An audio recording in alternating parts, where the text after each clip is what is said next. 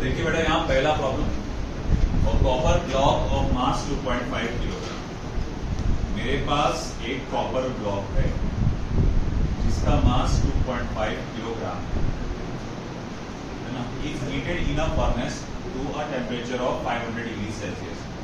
उसका initial temperature कितना बेटा 500 डिग्री सेल्सियस। ओके चलो मान लीजिए। Then placed on a large ice block. अब उस कॉपर ब्लॉक को मैंने क्या करा, जो गर्म है एकदम से, एक बहुत ज्यादा ठंडा जैसा आइस ब्लॉक में इसका टेम्परेचर कितना होता है 0 डिग्री सेल्सियस, उसके ऊपर आपने यहाँ पर उसको रखा। What is the maximum amount of ice that can melt. ज्यादा से ज्यादा कितना अमाउंट वो आइस को मेल्ट कर सकता है। Specific heat capacity of copper और latent heat of water, fusion of water, वो आपको दिया हुआ है। Well that's very easy.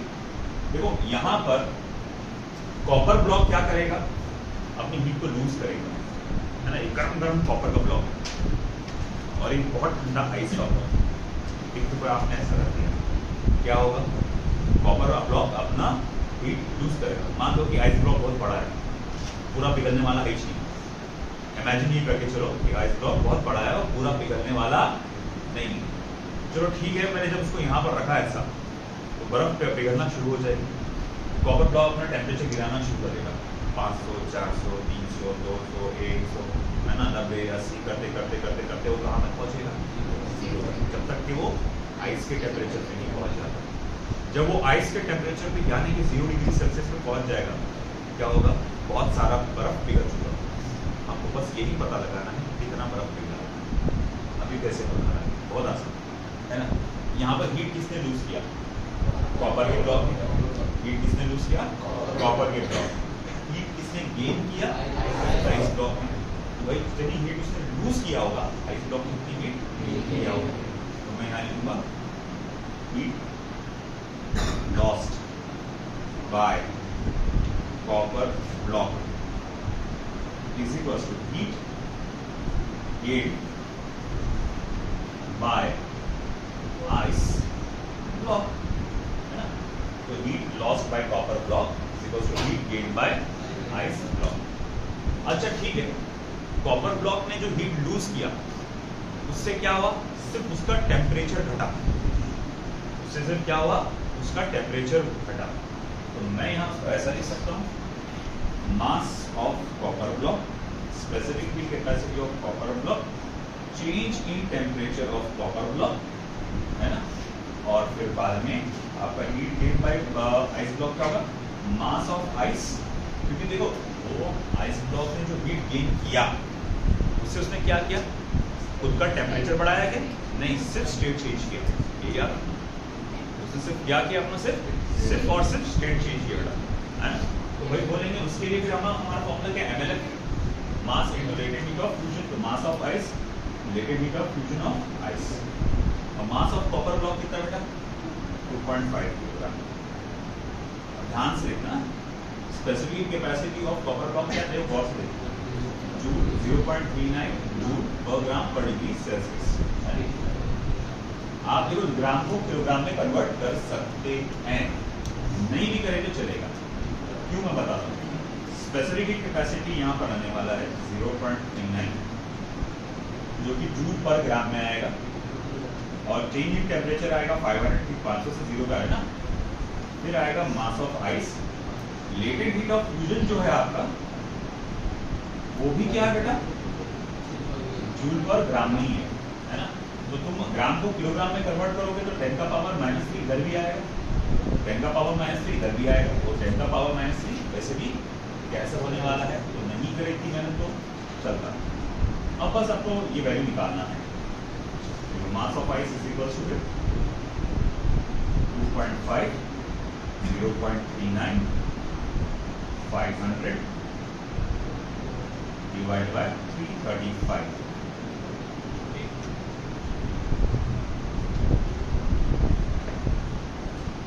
तो ये आंसर कुछ आएगा 1.455 kilogram.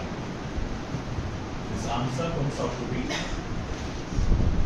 1.455 kilogram, which can be written as 1.5 kilogram approximately, and 1.455 kilogram.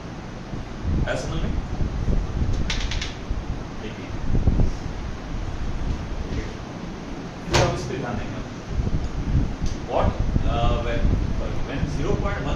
kilogram of ice at 0 degrees Celsius is mixed with 0.30 kilogram of water at 50 degrees Celsius in a container. The resulting temperature is 6.7 degrees Celsius. Calculate the latent heat of fusion. First question, ये भी NCERT का है, ये भी NCERT का है, दोनों NCERT question. क्या बोलता है? 0.15 किलोग्राम ऑफ आइस, इसका टेम्परेचर कितना है? 0 डिग्री सेल्सियस। ये कोल्ड ऑब्जेक्ट, उसके साथ आपने गर्म पानी मिक्स किए, कितना? 0.30 kilogram of water at 50 degree Celsius. उससे क्या हुआ है ना? तो भैया रिजल्टिंग टेम्परेचर 6.7 डिग्री सेल्सियस, मतलब मिक्सचर का। मतलब क्या हुआ होगा यहाँ पर? गर्म पानी ने पहले तो बर्फ को पिघलाया होगा, गर्म पानी ने पहले तो बर्फ को पिघलाया होगा, फिर बाद में उसका टेम्परेचर बढ़ाया होगा। तो जो गर्म पानी हीट लूज कर रहा है, जो गर्म पानी जो कितने डिग्री सेल्सियस पे? 50 डिग्री सेल्सियस पे। तो जो गर्म पानी हीट लूज कर रहा है, बर्फ उसका दो तरह से इस्तेमाल कर रहा है। पहले तो अपने आप को क्या कर रहा है? फेस चेंज कर रहा है, पहले तो अपने आप को पिघला रहा है ना, फिर बाद में अपना टेम्परेचर बढ़ा रहा है, जब तक वो दोनों कॉमन टेम्परेचर पे नहीं आ जाते। और वो कॉमन टेम्परेचर कितना है? 6.7 डिग्री सेल्सियस। तो वो कैसे निकालेंगे हम? आसान है, तो मैं बोलूँगा ठीक हो। देखो भैया, heat lost by water, hot water बोलना चाहिए, hot water is equal to heat gained by ice. Okay, मान लिया हॉट वाटर ने जो हीट लूज किया, तो किसने गेन किया? आइस ने। अच्छा, गर्म पानी जो अपना टेम्परेचर डाउन कर, उसका सिर्फ क्या हुआ? टेम्परेचर डाउन हुआ। गर्म पानी का तुम्हारा स्टेट चेंज हुआ क्या? पानी से बर्फ या पानी से भाप बन गया क्या? वेपर बन गया क्या? क्या बोलना? सिर्फ अपना स्टेट चेंज किया।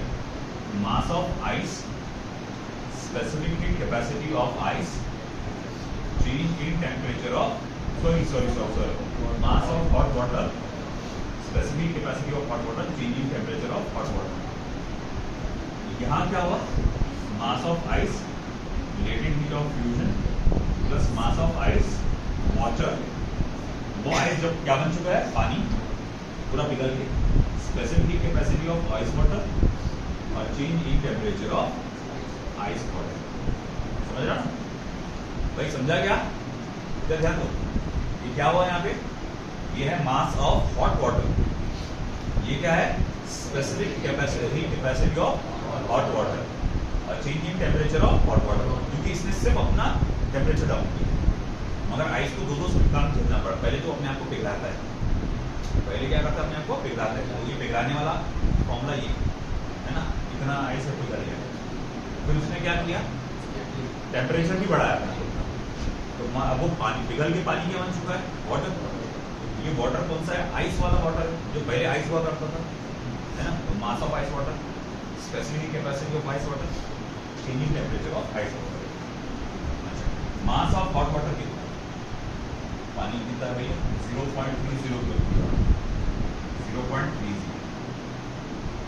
अच्छा ठीक है, स्पेसिफिक कैपेसिटी ऑफ वाटर कितना था? वही दिया है 200 है ना। तो 4200 जूल पर किलोग्राम पर डिग्री सेल्सियस पर kelvin. Changing temperature of hot water 50 minus 6.7, 50 minus 6.7। मैं थोड़ा सा इधर लिखता हूँ। मास of ice 0.15 kilogram. Latent heat of fusion of ice, चलो वो भी उधर दिया हुआ है, तो दिख रहा है आपको बाजू में 0.336। 336 इंटू 10 पावर 3 भी बोलते हैं अपन उसको, 336 इंटू 10 पावर 3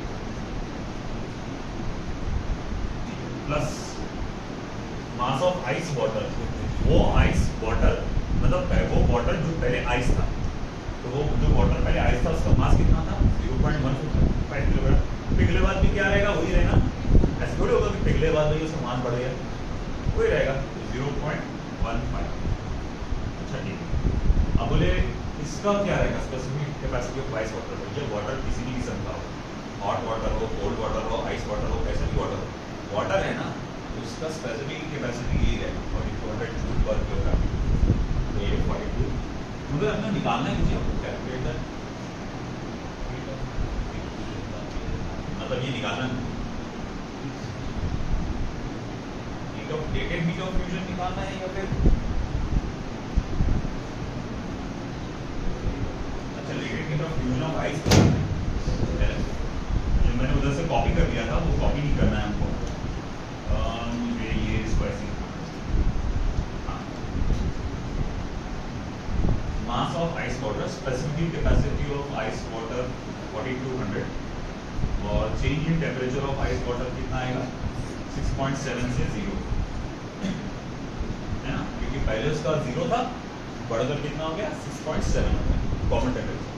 अब करो कैलकुलेट, सबसे पहले इसको मल्टीप्लाई करेंगे, देखो ये दो जीरोस को देंगे तो ये 3 हो जाएगा, 42 हो जाएगा, 50 माइनस 6.7 कितना होगा देखो ये 43.3,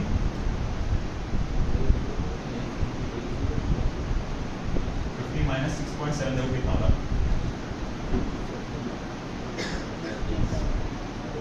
40 है ना 3.3, 43.3 is equals to 0.15 LF plus 1 second 2 zero इसको दूंगा ये 15 हो जाएगा, मल्टीप्लाई 42 मल्टीप्लाई 6.7, अब इसको उठा के चलेंगे हम तो 0.15 LF एक जगह रहने देंगे, पूरा का पूरा टर्म उठा के चलेंगे तो 3 मल्टीप्लाई 42 मल्टीप्लाई 43.3 माइनस 15 मल्टीप्लाई 30 होगा, सॉरी हाँ 2 जीरो लगेंगे तो 30 हो जाएगा, तो 15 मल्टीप्लाई 42 मल्टीप्लाई 6.7 और फिर उसको 0.15 से भी डिवाइड करना पड़ेगा, करो कैलकुलेशन, या पहले 0.15 से डिवाइड कर दोगे 30/0.15 200 हो जाएगा और वो वहाँ पर जाके 100 हो जाएगा, है ना। अगर मैंने 0.15 से डिवाइड कर दिया तो 30/0.5 200 into 42 into 43.3 माइनस 15/0.15 तो 100 हो जाता है, तो 100 into 42 multiply 6.7 and that's it। अब करिए कैलकुलेशन, देखो क्या आ रहा है,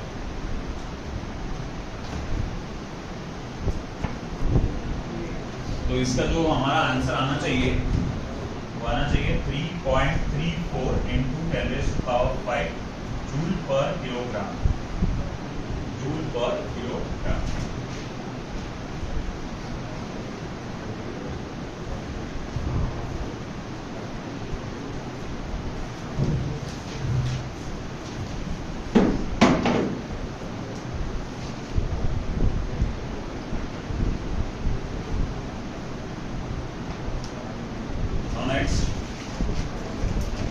Find the quantity of heat required to convert 40 gram of ice at -20°C into water at 20°C। भैया आपको क्या करना है, 40 ग्राम के बर्फ को जो कि -20°C पे है उसे पानी में कन्वर्ट करना है 20°C। पहले क्या क्या सीन होगा बताओ मुझे, पहले एकदम से पिघलना शुरू हो जाएगा क्या, पहले टेम्परेचर कितना है,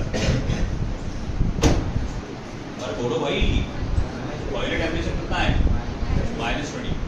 जब तुम हीट दोगे उसको, जब तुम हीट दोगे तो एकदम से पिघलेगा नहीं, वो पहले क्या करेगा अपना टेम्परेचर बढ़ाएगा, -20 से बढ़कर वो कहाँ पहुंचेगा 0 पे, फिर वो पिघलना चालू होगा, स्टेट चेंज होगा यानी पूरा पानी बन गया, फिर वापस से वो क्या करेगा टेम्परेचर बढ़ाएगा 0 से 20 पर।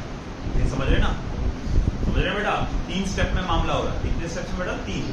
पहले क्या कर रहा हो पूरा अपना टेम्परेचर बढ़ा रहा है, -20 से 0 पे जा रहा है, दूसरा क्या कर रहा है बेटा अपना स्टेट चेंज कर रहा है, पूरा पिघल रहा है, और तीसरा क्या कर रहे हो वापस से अपना टेम्परेचर बढ़ा रहा है 0 to आपका 20।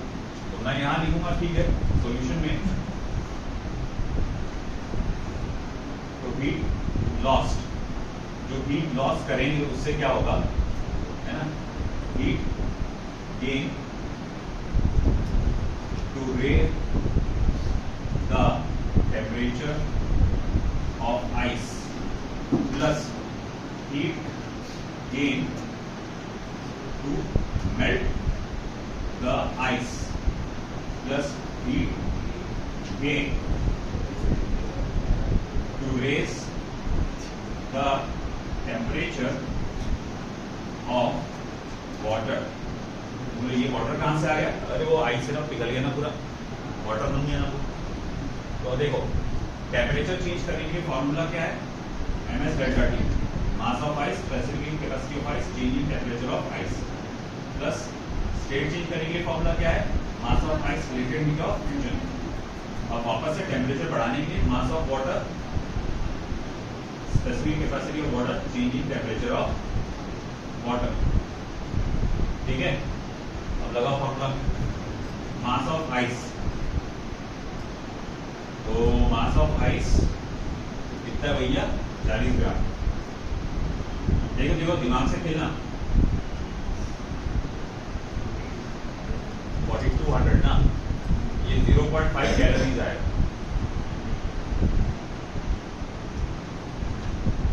इसको सीजीएस में सॉल्व करो, आसान जाएगा कैलकुलेशन।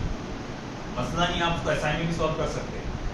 बोले सीजीएस में सॉल्व करो, बोले ऐसा कैसे करेंगे सॉल्व? सीजीएस में अगर लेटेंट हीट ऑफ फ्यूजन का मसला आ जाएगा। आइस का लेटेंट हीट ऑफ फ्यूजन कितना बताया था मैंने? 80 कैलोरीज बताया था ना मैंने, 80 कैलोरीज। देखो अपने को क्या करना पड़ता है, यहाँ पर जो जूल है उसे कैलोरीज में कन्वर्ट करने के लिए क्या करना पड़ेगा? यहाँ पर कैलोरीज पर ग्राम में कन्वर्ट करने के लिए क्या करना पड़ेगा? 4200 से डिवाइड करना पड़ेगा, 4200 से, है ना? अरे भाई देखो 1 जूल इज इक्वल टू कितना कैलोरी भैया? 1 calorie is equal to how many joule? 4.2 calorie, है ना? या 1 calorie is equal to 4.2 joule, है ना? अब यहाँ पर आपके किलोग्राम को ग्राम में भी कन्वर्ट करेंगे आप, उल्टा हो रहा है। 1 joule is equal to, I think 1 calorie is equal to 4.2, हाँ 1 calorie is equal to 4.2 joules, और 1 किलोग्राम इज इक्वल टू क्या आएगा आपका? 1000 ग्राम। तो मैं क्या करूंगा बेटा, देखो यहाँ पे अब यहाँ पर स्पेसिफिक कैपेसिटी ऑफ वाटर को ऐसा सीजीएस में कन्वर्ट करने के लिए मैं क्या करता हूँ, जो पहले तो क्या करूंगा, कैलोरी में कन्वर्ट करने के लिए जैसे मैं क्या करता था, कैलोरी को जूल में कन्वर्ट करने के लिए 4.2 से मल्टीप्लाई करता था, 4.2 से मल्टीप्लाई करता था। अब मैं जूल से कैलोरी में कन्वर्ट करने के लिए 4.2 से डिवाइड करूंगा, 4.2 से डिवाइड करूंगा। 4.2 से डिवाइड करने के बाद ये क्या बन जाएगा? 1000। फिर उसके बाद किलोग्राम को ग्राम में कन्वर्ट करने के लिए वापस से 1000 से डिवाइड करूंगा, तो फिर वो क्या हो जाएगा? 1 कैलोरी, 1 वैल्यू हो जाती है। वही खेल मैं जब यहाँ करूंगा 2100 को मैं, या फिर मैं डायरेक्टली बोलूँ, अगर तुमको डायरेक्टली याद रखना है कि 4200 से डिवाइड करो। जूल पर किलोग्राम पर केल्विन है, जूल पर किलोग्राम पर केल्विन है, तो आप 4200 से डिवाइड करो तो वो कैलोरी पर ग्राम में कन्वर्ट हो जाएगा, कैलोरी पर ग्राम। तो मैं इसको जब 4200 से डिवाइड करूंगा तो ये कितना हो जाएगा? 1 कैलोरी पर ग्राम पर केल्विन। अच्छा, इसको 4200 से डिवाइड करने के लिए कितना हो जाएगा? 1/2 कैलोरी पर ग्राम पर केल्विन आया ना। और इसका नहीं याद है तो 80 याद रखो, लेटेंट हीट ऑफ फ्यूजन जिसमें 80 कैलोरीज पर ग्राम। इससे क्या होगा, देखो कैलकुलेशन अपने आप आसान हो जाएगा। तो जैसे कि मैं बोलूँ आइस का क्या रहेगा, तो ये तो रहेगा 0.5। Change in temperature of ice कितना है? 120। मास ऑफ आइस कितना है? तो वही 40 gram. Latent heat of fusion of ice कितना है? 80। मास ऑफ वाटर कितना है? तो वही है 40 ग्राम। स्पेसिफिक कैपेसिटी ऑफ वाटर, अब वो पानी बन गया, पानी की स्पेसिफिक कैपेसिटी कितनी होती है? 1 कैलोरी। तो भैया हम लोग कहेंगे 1। Change in temperature of water कितना है? 20। अब देखो कैलकुलेशन आसान हो गया, मेरे पास जो नंबर है सारे अच्छे। तो अब क्या होता था, 0.5 की जगह मुझे डालना क्या पड़ता था, यहाँ पर 2100 और साथ में 40 की जगह 10⁻³ भी लिखना पड़ता था। तो इसीलिए मैंने इसको आसान बना दिया। ठीक है, अब इसको थोड़ा सा देखो कितना आ रहा है, 400। ये तो बन गया 400। ठीक है, और 3200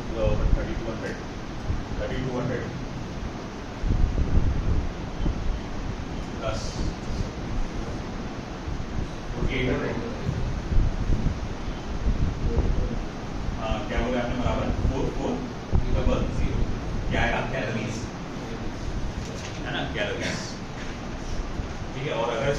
कन्वर्ट करना है 44 नहीं बेटा, डिवाइड नहीं, मल्टीप्लाई जूल को कैलोरी को जूल में कन्वर्ट करना है, तो जूल को 2.2 से मल्टीप्लाई करना। आया समझ में?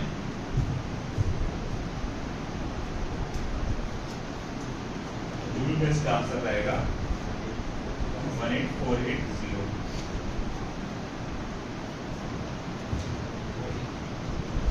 चेक कर लो 480।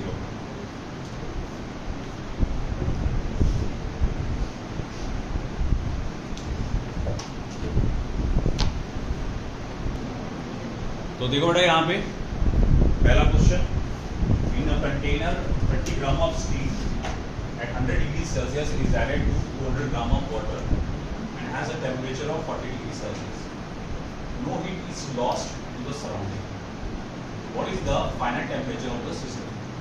Also find, क्या बोला है, final masses of water and steam in equilibrium. आपने क्या किया है कि भाई पानी ने कंटेनर में स्टीम है, सॉरी स्टीम कितना है 30 ग्राम और उसका टेम्परेचर कितना है 100 डिग्री सेल्सियस। तो ये जो डेटा है हम लोग एक जगह थोड़ा कंपाइल करते हैं। मास ऑफ स्टीम दैट इज 30 ग्राम और temperature of steam, initial temperature कितना इसका 100 डिग्री सेल्सियस। तुमने उसको मिक्स किया किसके साथ, वाटर के साथ। मास ऑफ वाटर 200 और उसका जो टेम्परेचर है वाटर का 40 डिग्री सेल्सियस। और हमने कहा if no heat is lost to the surrounding, what is the final temperature of the system. आजू बाजू कहीं भी हीट का लॉस नहीं हुआ, मतलब स्टीम ने जो हीट यूज किया होगा पूरा का पूरा हीट किसने दिया होगा, सराउंडिंग ही नहीं, वाटर ने ही दिया होगा। तो वो पूछ रहा है कि आप final temperature of the mixture क्या होगा। तो और से सुनना मेरी बात भाई, ये बहुत ट्रिकी क्वेश्चन में से अब यहाँ से चालू है। अब ऐसा है कि अगर स्टीम अपनी पूरी एनर्जी दे दे, पूरी हीट एनर्जी दे दे, कंडेंस होकर पूरी हीट एनर्जी दे दे, है कि? और अभी तक वाटर का टेम्परेचर 100 को नहीं पहुंचा, अभी तक वाटर का टेम्परेचर 100 को नहीं पहुंचा, बात समझ आएगी? तो स्टीम है, उसका टेम्परेचर 100 डिग्री सेल्सियस है। अब वो 100 डिग्री सेल्सियस है तो उसको से वो क्या कर सकता है, अपना स्टेट चेंज कर सकता है। ठंडा होने के मतलब स्टेट नहीं चेंज करेगा, टेम्परेचर डाउन करेगा क्या और नहीं होगा। तो स्टीम जो कि 100 डिग्री सेल्सियस पे है, उसने अपनी पूरी हीट दे दिया। पहले चेक करो कि अगर पूरी हीट दे दिया और वाटर जो है हमारा, उसका टेम्परेचर अगर मान लो 50 है ना, और 60-70 तक के भी नहीं बढ़ पाया उसके, मतलब क्या देख रहे हैं कि 60 से 70 डिग्री सेल्सियस तक के भी वाटर का टेम्परेचर नहीं बढ़ पाया। तो हम क्या देखते हैं कि वो स्टीम जो अब कंडेंस होकर पानी में कन्वर्ट हो चुका है, वो अपना और टेम्परेचर लूज करेगा। और जो 100 और 50, उसका टेम्परेचर कितना था पहले पानी का, 40 था ना, 40। तो 100 और 40 के बीच का कोई तो भी वैल्यू होगा, बीच में तो एकदम बीचों बीच कुछ तो भी 70-80 डिग्री सेल्सियस पे आएगा। अब अगर मान लो फॉर एग्जाम्पल वाटर को 40 से 100 पे आने के लिए 100 जूल की एनर्जी की जरूरत है। वाटर को 40 से 100 पे आने के लिए कितनी एनर्जी की जरूरत है, 100 जूल। और स्टीम के पास अगर स्टीम पूरा कंडेंस हो जाए, अगर स्टीम पूरा कंडेंस हो जाए तो कितनी एनर्जी देगा, 120। कितनी देगा वो, 120। बात को नहीं समझो, ये थोड़ा ट्रिक है। मैं जो बोलता था कि यहाँ बच्चे अटकते, यही पार्ट है वो, है ना, यहीं पर कंफ्यूजन होता है, यहीं पर अटकते सब लोग। ये मैं क्या बोल रहा हूँ कि वाटर का टेम्परेचर आपका कितना है, अभी फिलहाल 40 है, स्टीम का भी कितना है 100। वाटर का टेम्परेचर 40 से 100 पे लाने के लिए कितनी एनर्जी की जरूरत है, 100 जूल। ये अपने मन से बोल रहा नंबर। स्टीम अगर पूरा कंडेंस हो जाए, फरहान बाद में लिखना बेटा, ध्यान दे, है ना, स्टीम अगर पूरा कंडेंस हो जाए तो कितनी एनर्जी देगा वो, 120, है कि नहीं।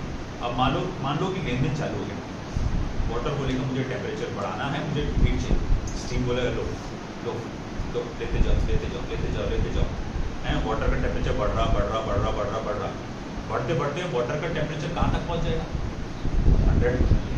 40 पे था वो कहाँ पे पहुंच जाएगा 100 है कि अब ये 100 पे आ गया और स्टीम का टेम्परेचर पहले से कितना था 100 ये क्या आ गया थर्मल इक्विलिब्रियम में आ गया अब ये थर्मल इक्विलिब्रियम में आ गया यानी टेम्परेचर सेम हो गया अब वो हीट का लेन देन क्या कर देंगे बंद कर देंगे है कि अब मुझे एक बात बताओ वाटर ने सॉरी स्टीम ने कितनी एनर्जी खो दिया 100 जूल और पूरी की पूरी एनर्जी वो 100 जूल किसने इस्तेमाल कर लिया वाटर ने और टेम्परेचर कहाँ तक लेके आ गया 100 जूल तक है कि तो हम क्या देख रहे हैं कि भैया अब वाटर तो अपने मुकाबला 100 डिग्री सेल्सियस तक पहुंच चुका है स्टीम भी उसी टेम्परेचर पे है वाटर भी उसी टेम्परेचर पे है अब हीट का जो लेन देन चल रहा था अब वो बंद हो जाएगा मैं बोलूँगा अच्छा अब कंटेनर में क्या है फिर तो कंटेनर में थोड़ा सा पानी है थोड़ा सा पानी कितना पानी को बात देते हैं थोड़ा सा पानी है और थोड़ी सी स्टीम है थोड़ा सा पानी है थोड़ी सी स्टीम है अच्छा मैं बोलूँगा कंटेनर का टेम्परेचर कितना है तो बोलेंगे 100 डिग्री सेल्सियस है ना पानी क्या कर रहा था है ना अपना टेम्परेचर बढ़ा रहा था स्टीम क्या कर रहा था अपने आप को कंडेंस कर रहा था है ना अपने आप को कंडेंस कर करके हीट दे रहा था ना ऐसी थोड़ी दे रहा हूँ वो क्या कर रहा हूँ कंडेंस कर रहा हूँ देखो स्टीम कितना है 100 डिग्री सेल्सियस पे कितने टेम्परेचर बताया मैंने क्या और जो भी कितना भी एक पर्टिकुलर मास ऑफ स्टीम होगा 100 डिग्री सेल्सियस पे होगा उसने क्या किया अपने आप को कंडेंस करके हीट किया वाटर अपने आप को वेपर से लिक्विड स्टेट में कन्वर्ट करके क्या कर रहा है वो उसे हीट दे रहा है तो थोड़ी सी मान लो कि 100 ग्राम की स्टीम है 100 ग्राम की स्टीम है इसमें से 60 ग्राम की स्टीम कंडेंस हो गई 60 ग्राम की स्टीम क्या हो गई कंडेंस हो गई और ये 60 ग्राम की जो स्टीम है ये कंडेंस होने के बाद इसने क्या करी हीट रिलीज करी है ना उसने क्या करी हीट रिलीज करी अच्छा ये हीट किसने एब्जॉर्ब किया वाटर है अच्छा 100 ग्राम की स्टीम का टेम्परेचर कितना है 100 डिग्री सेल्सियस ठीक है और मान लो कि यहाँ पर जैसे कि यहाँ 30 ग्राम की है मैं भी 30 ग्राम ही ले लेता हूँ पानी है 30 ग्राम का ये क्या कर रहा है ये हीट को एब्जॉर्ब कर रहा है ना अब क्या होगा कि वाटर का टेम्परेचर जो कि 40 डिग्री सेल्सियस होता था वो बढ़कर अब कहाँ आ गया 100 डिग्री सेल्सियस आ गया है ना अब देख इसका टेम्परेचर कितना है 100 डिग्री सेल्सियस अच्छा मुझे एक बात बता पूरी की पूरी स्टीम कंडेंस हो गई क्या पूरी हो गई क्या जब तक पूरी कंडेंस नहीं होगी तब तक वो अपना टेम्परेचर खोएगा क्या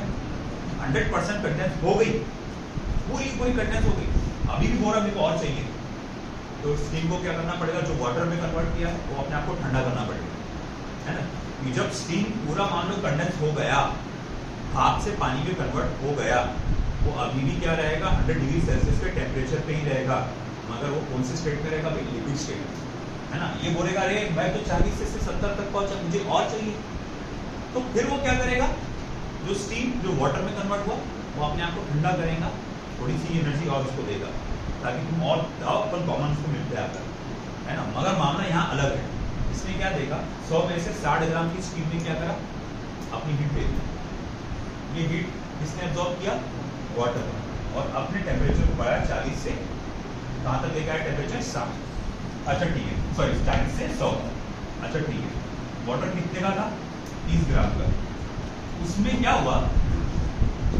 60 ग्राम का जो स्टीम है वो ऐड हो गया बोले 60 ग्राम का स्टीम ऐड हो गई ऐड कैसे हुआ ये जो 60 ग्राम का स्टीम है ना वो पहले भाप हुआ करता था स्टीम हुआ करता था पहले वो वेपर हुआ करता था उसने अपने आप को कंडेंस करके क्या बनाया वाटर बनाया उसने अपने आप को कंडेंस करके क्या बनाया वाटर बनाया तो अब ये वाटर बन गया 60 ग्राम तो अब कुल मिला के पानी कितना होगा उस कंटेनर में 90 ग्राम कुल मिला के पानी कितना हो गया 90 ग्राम और मैं बोलूँगा स्टीम कितना बचा है 100 ग्राम में से गया ना 60 ग्राम और स्टीम कितना बचा है 40 है ना तो इस तरह से कि कितना स्टीम बचा कितना पानी है कितना कॉमन टेम्परेचर है ये सब मिलाना पड़ता है ये बहुत ट्रिकी पार्ट है इसी में तुम्हारा दिमाग खराब होगा मॉड्यूल के क्वेश्चन ऐसे बहुत सारे जिसमें बच्चे आकर अटक जाते सर ये क्या है तो कैसे करना है यहाँ पर तो मैं बोल रहा इस बात को प्रिंसिपल को समझो अच्छे से है ना एक हीट देगा दूसरा हीट लेगा कभी कभार ऐसा होगा कि जो देने वाला हीट है उसके पास बहुत सारी हीट है वो अपना स्टेट चेंज नहीं करेगा वो बोलेगा तू मेरे टेम्परेचर पे आ जा। फिर एक स्टडी सिचुएशन हो सकती है कि दोनों सेम टेम्परेचर पे आ जाए, जैसे यहाँ हुआ है ना। तो आपके पास स्टीम है 100 ग्राम की, उसका टेम्परेचर कितना है 100 डिग्री सेल्सियस है। बात समझ रहे ना, वो हीट दे सकता है, बहुत सारी हीट दे सकता है। इसकी रिक्वायरमेंट कैसी कम है, वो बोलेगा भैया मेरे को 30 से 40 से 100 पे आने के लिए मेरे को ज़्यादा एनर्जी नहीं चाहिए, मेरे को थोड़ी सी एनर्जी चाहिए। तुम्हारे पास कितनी एनर्जी है 120 जूल की एनर्जी, इसको यहाँ से आने के लिए कितनी एनर्जी चाहिए 100 जूल। तो अगर इसने 100 जूल को दे भी दिया तो उसके पास कितनी बचने वाली है 30 जूल बचेगी बचेगी। मतलब अभी भी वो वेपर स्टेट में रहेगा, पूरा खत्म नहीं होगा। अभी भी वो वेपर स्टेट में रहेगा, पूरा खत्म नहीं होगा। ये बात को हमको ध्यान में रखना है। तो अब इसी बेसिस पे हमको ये सॉल्व करना है, ये कॉन्सेप्ट पे, ये प्रिंसिपल पे हमको ये सॉल्व करना है।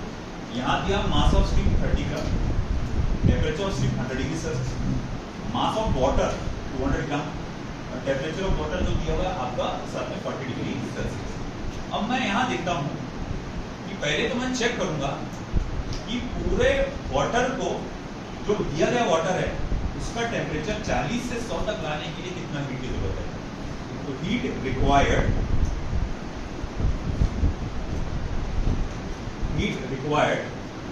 To raise the temperature of, कितना है भाई वाटर का 200 gram, 200 gram of water from 40 degree Celsius to 100 degree Celsius is equal to, तो mass of water, specific capacity of water, changing temperature of water. तो mass of water कितना है बेटा अपने पास 200 gram, specific capacity of water CGS में कितना था 1 कैलोरी, और चेंजिंग टेम्परेचर ऑफ वाटर कितना है अपने पास 40 नहीं सॉरी 60, तो 60 डिग्री सेल्सियस, 60 इंटू 2 क्या हो जाएगा 120, उसको रख देंगे 3 0, तो 120 या 12 इंटू 10⁻³ कैलोरीज, 12 इंटू 10⁻³ कैलोरीज। तो पहले तुमको चेक करना पड़ेगा कि यहाँ से यहाँ लाने के लिए उसको कितनी, बात समझ में आ रहा ना, कितनी हीट की जरूरत पड़ रही है। अब आगे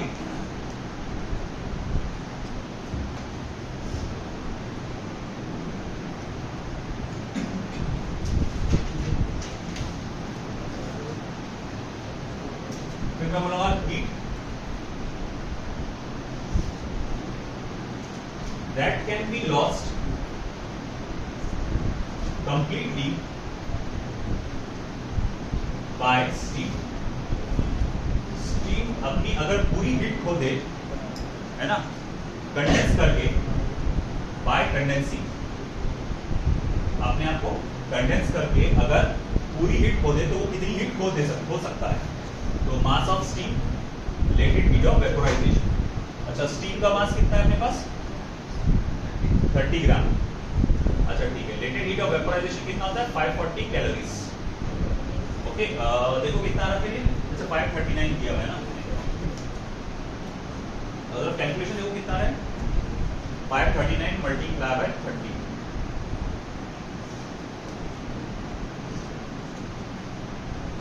16170, 16170, यानी कि इसको लिख सकता हूँ 60 इंटू 1717 इंटू 10⁻³ कैलोरीज। अब एक बात बताओ, यहां पर आप इसको देखो, इक्वेशन नंबर 1 को और इक्वेशन नंबर 2 को देखो। इक्वेशन नंबर 1 देखो, इक्वेशन नंबर 2 देखो। अब मुझे एक बात बताओ, किसकी रिक्वायरमेंट ज्यादा है या फिर जिसके पास कोटा है हीट का वो ज्यादा है। जैसा आप देखिए स्टीम के पास हीट का जो कोटा है, मेरे पास जो जमा हीट है बोले मेरे पास ज्यादा है, इसके पास कितनी है 16.17 इंटू 10⁻³ कैलोरीज, और इसका टेम्परेचर 40 से 100 तक बढ़ाने के लिए कितना चाहिए सिर्फ 12 इंटू 10⁻³। तुमको नहीं लग रहा पावर देखो सेम है, अब ये नंबर छोटा आ रहा है ना, तो मतलब ऐसा है कि ये अगर उसको पूरी भी हीट, मतलब जितनी हीट अगर चाहिए उसको, इसको जितनी हीट चाहिए कहां से कहां जाने के लिए 40 से 100 तक जाने के लिए जो उसकी हीट चाहिए, अगर वो उसको दे भी ले तब भी ये पूरा का पूरा वाटर स्टीम जो है वो कंडेंस नहीं होगा, थोड़ा बहुत तो रहेगा। मतलब ऐसा है कि मैं यहां लिख सकता हूं कि hence the requirement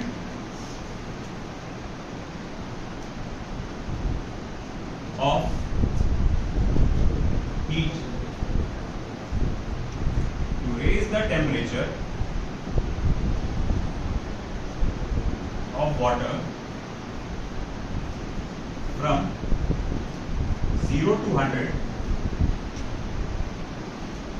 is less than heat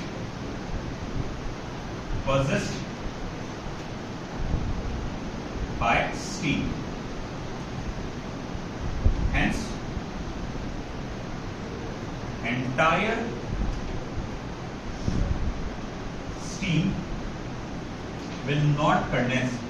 इसीलिए पूरी की पूरी स्टीम कंडेंस नहीं होगी. The mixture will contain some part of water and some part of steam at 100 degree Celsius. तो जो मिक्सचर होगा उसके पास क्या होगा, सम पार्ट ऑफ वाटर होगा और सम पार्ट ऑफ स्टीम होगा, और वो कितने पे होगा, 100 डिग्री सेल्सियस पे होगा. ये सब बाद में लेना पड़ेगा क्योंकि इधर भी कुछ नहीं लंबा जाना पड़ा. तो हम लोग क्या देख रहे हैं कि जो मिक्सचर है उसके पास क्या होगा, सम पार्ट ऑफ वाटर होगा और सम पार्ट ऑफ क्या होगा, स्टीम होगा. और भाई क्या हम देखते हैं मिक्सचर का टेम्परेचर कितना हो जाएगा फिर 100 डिग्री सेल्सियस, है ना, क्योंकि भैया वो स्टीम क्या कर रहा है, हीट दे रहा है और अपना वाटर अपना टेम्परेचर बढ़ा रहा है.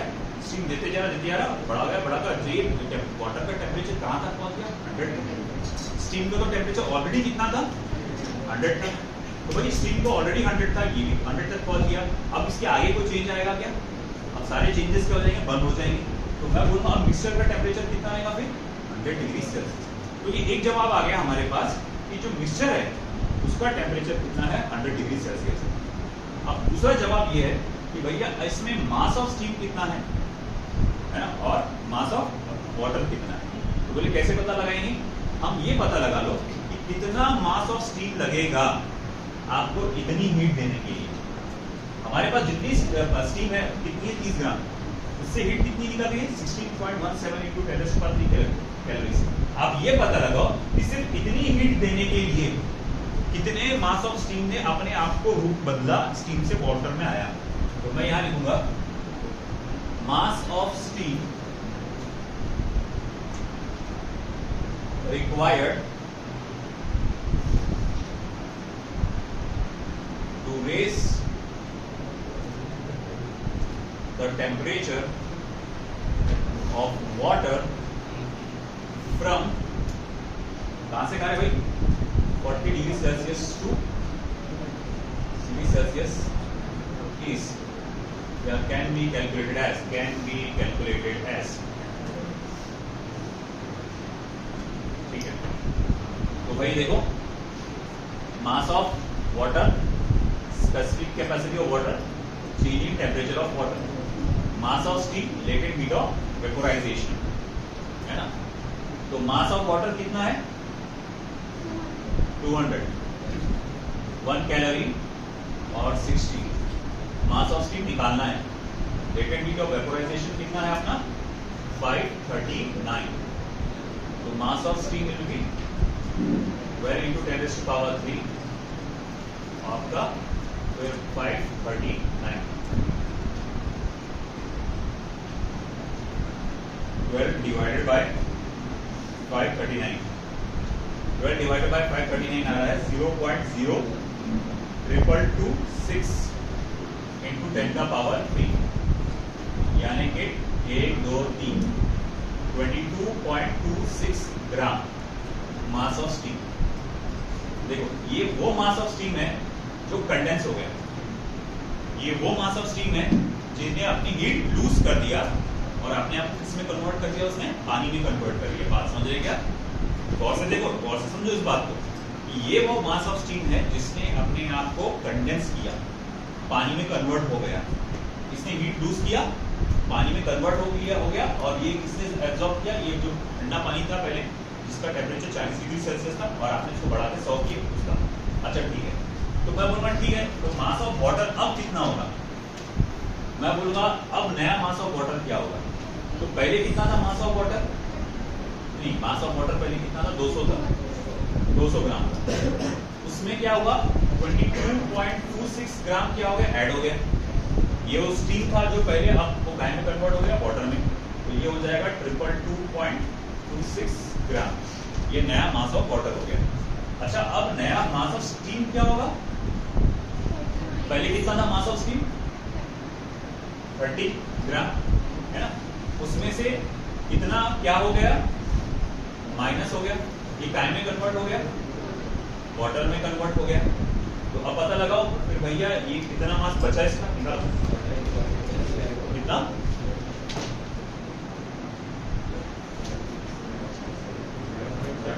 माइनस 22.26, 7.74, तो 7.74 ग्राम। तो ये नया मास ऑफ स्टीम है। आई मैं जो बोल रहा, अब ये लिख रहा मैं यहाँ पे।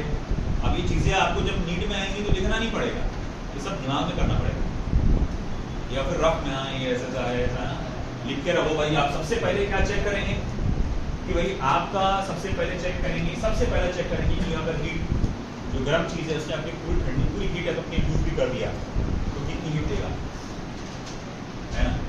और फिर हम देखेंगे इसकी रिक्वायरमेंट कितनी की है, इसकी रिक्वायरमेंट कितनी की है? कम की है। तो अगर कम की रिक्वायरमेंट है तो ये क्या करेगा? उसको अपने टेम्परेचर के बराबर लेके आ जाएगा, इसका जितना टेम्परेचर है उसके बराबर उसको लेकर आ जाएगा। तो हम देखेंगे ठीक है, इसको उसके टेम्परेचर के बराबर लेके आया जो कि यहाँ हुआ। और अगर मान लो ये कम ये ज्यादा हुआ, ये कम ये ज्यादा, जो कि होगा आगे जाके, तो आप क्या देखेंगे? वो जो टेम्परेचर है वो 100 डिग्री सेल्सियस नहीं रहेगा, वो कोई तो बीच का वैल्यू रहेगा, क्योंकि भैया देखो ना, इसको जितने की रिक्वायरमेंट थी तो उसको मिला नहीं, तो वो क्या करेगा? वो उसको और नीचे ला लेगा। भाई तुम पूरा कंडेंस हो गया, मानता तुम स्टीम से वेपर पानी में कन्वर्ट हो गए, मगर मेरी भूख अभी मिटी नहीं, मैं अभी तक 100 तक पहुंचा ही नहीं, मैं तो अभी 40 से 60 तक पहुंचा हूँ, मुझे और की जरूरत है। तो बोलेगा ठीक है कोई बात नहीं, मैं स्टीम से वेपर से वाटर में कन्वर्ट हो गया, मैं अब अपने आप को ठंडा भी करता हूँ। तो वहाँ से वाटर जो पहले स्टीम हुआ करता था वो ठंडा करेगा और ये अपने आप को थोड़ा बढ़ाते जाएगा, फिर एक कभी ना कभी वो कॉमन टेम्परेचर पे पहुंचेगा। इसमें और भी दिमाग खराब करने वाली चीज ऐसी आती है कि पहले ये स्टीम हुआ करता था जिसका टेम्परेचर 120 डिग्री सेल्सियस हुआ करता था, अब इतने पानी के साथ उसको मिला दिया, अब बताओ क्या होगा? जो मैं बोल रहा था कि सब लोग सबसे बड़ा नाइटमेयर है, 11th में सभी बच्चे को सारी एलिमेंट फिर से पढ़ा, ये भी कंफ्यूजन हो रहा, प्रॉब्लम भी कंफ्यूजन हो रहा है इसमें। वो वही है, हाँ इसको कॉन्कर करना है तो क्या करना, जितने हो सके ज्यादा से ज्यादा क्वेश्चन सॉल्व करना, बार बार रिवाइज करते रहना, ये तुम्हारे दिमाग खराब करेगा गारंटीड।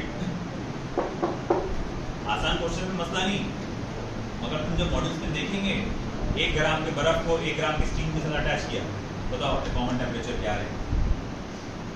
बहुत है, ध्यान रखो इस बात, बाकी तो कल ही देखना पड़ेगा, टाइम बहुत हो गया।